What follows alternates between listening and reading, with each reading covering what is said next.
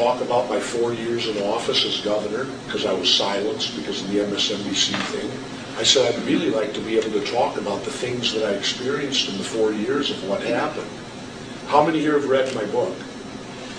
And don't feel bad if you haven't. Well, because what I want to get to is this: did you know that, and I can only assume Minnesota is not the exception, did you know the CIA is implanted in your state government? No. How are they?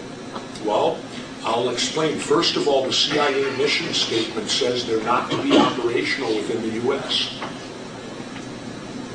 So they're violating their mission statement.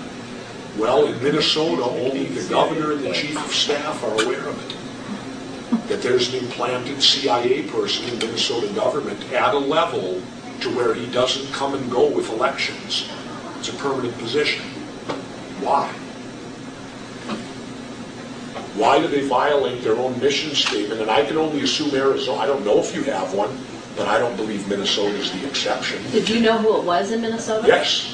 And what was the position in Minnesota? The position was at a deputy level in one of the... I won't go far enough to say, I won't say names because I'm not going to give Valerie Plain. Was it an agency type position? Well, it's an upper level management position. That's permanent.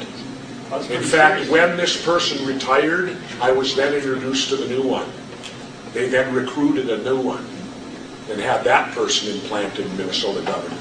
If you're also not aware, 1 month after I took office, I was requested to the basement of the Capitol where I was interrogated by 23 members of the Central Intelligence Agency, and I was the governor. I went, because being a former military, you kind of feel obligated. You don't know what it's really about.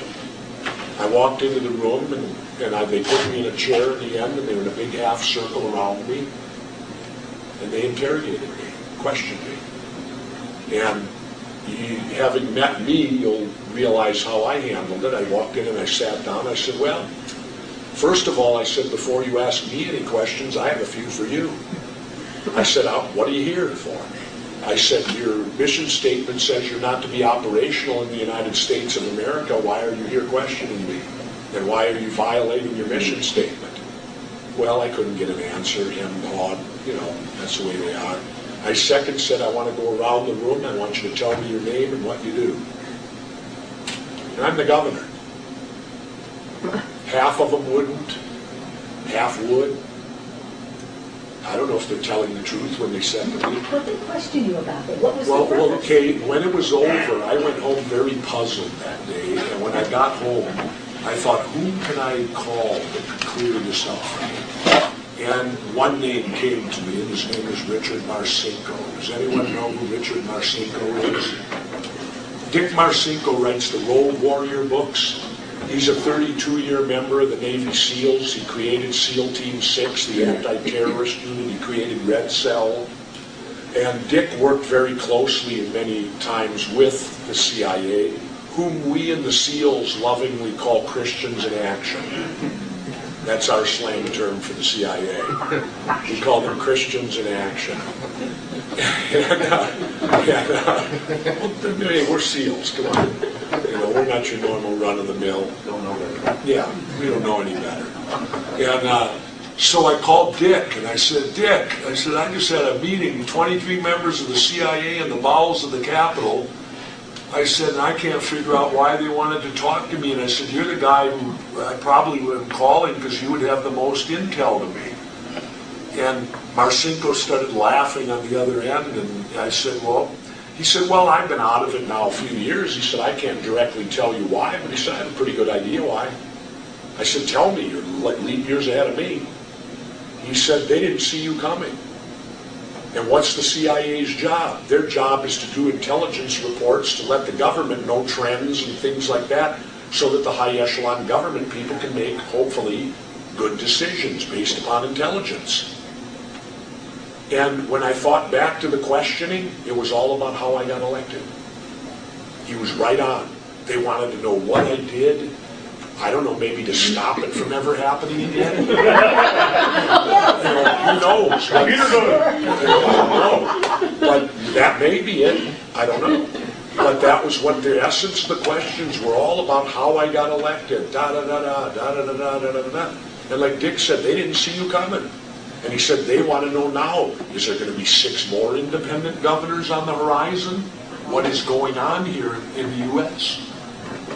Then I'll tell you the best story, which is in the book also. I'm ruining the book. Which is available for sale tonight. Yes. When I went to It's well Cuba, worth it. when I went to Cuba over my country's objections, the administration's objections, I was there for 5 days, and Castro gave me 3 of his personal bodyguards and an interpreter. I had my 2 regular bodyguards, and ironically, Castro allowed my guys to carry their guns the entire time they were in Cuba, except when I met with him. Then they had to turn their, which I don't blame, they had to turn their guns over to the Cubans, and then as soon as Castro was gone, the guns were immediately returned. But I can understand that, because after all, we have attempted to assassinate him on a few occasions. Wouldn't that be called terrorism? If your intelligence community goes out and attempts to assassinate another political leader, I would classify that terrorism. Not the United States. Well, I understand that. That's part of the old hypocrisy and double standard that we have here.